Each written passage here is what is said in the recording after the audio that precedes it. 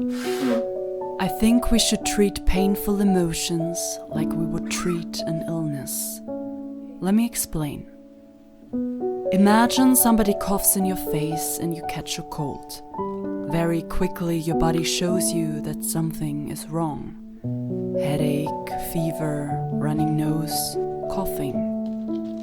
An ordinary response to this is to go see the doctor, analyze the symptoms and call in sick. You might be annoyed about it, but after a couple of days of sleep, rest and healing, you will feel better and can return to your everyday life.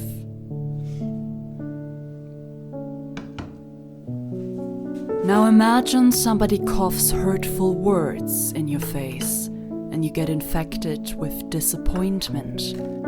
Very quickly your body shows you that something is wrong. Heartache, tense shoulders, trembling voice, tears. An ordinary response to this is to hold it in and pretend like nothing has happened, like we're fine. We don't analyze the symptoms, we can't call in sick, and we don't really bother to treat those painful emotions.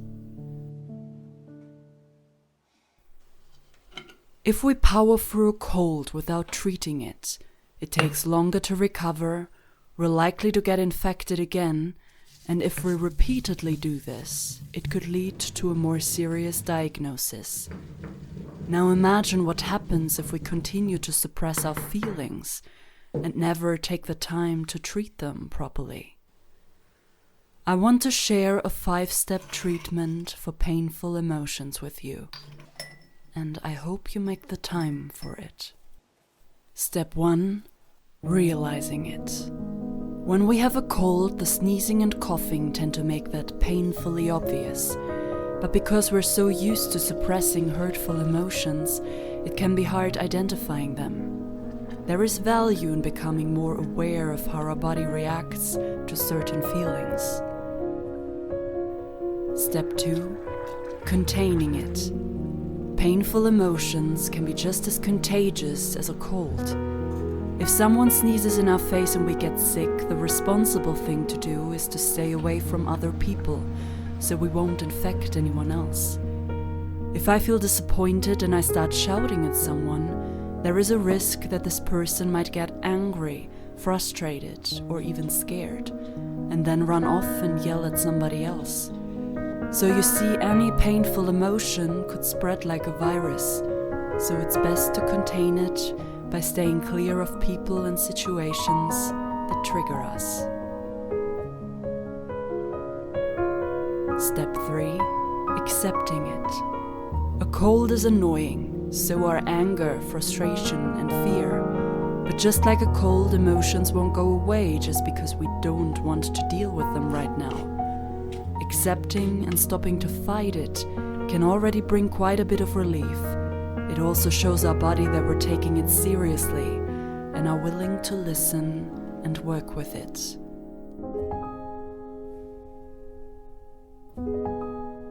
Step 4. Treating it. This part is very individual. It depends on what you and your body need to feel better. In my experience, it's a mix of 3 things. First, releasing our emotions.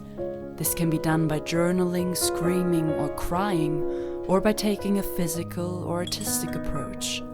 Secondly, time to reflect, practicing gratitude to redirect our emotions, seeking out solitude to think, or asking for advice are all ways to reflect on what happened. And finally, letting go. A calm confrontation or a simple choice to move on can both lead to some sort of conclusion and help us to let go. Step 5. Learning from it. We tend to treat the symptoms, but don't necessarily try to figure out the cause. A simple cold won't make us question our lifestyle choices. We need something scary to happen before we start eating healthier or reducing stress. But does it really need burnout or panic attacks to make us learn to treat ourselves better? We're likely to get infected by painful emotions again, but it is within our power and means to learn to treat them once we do.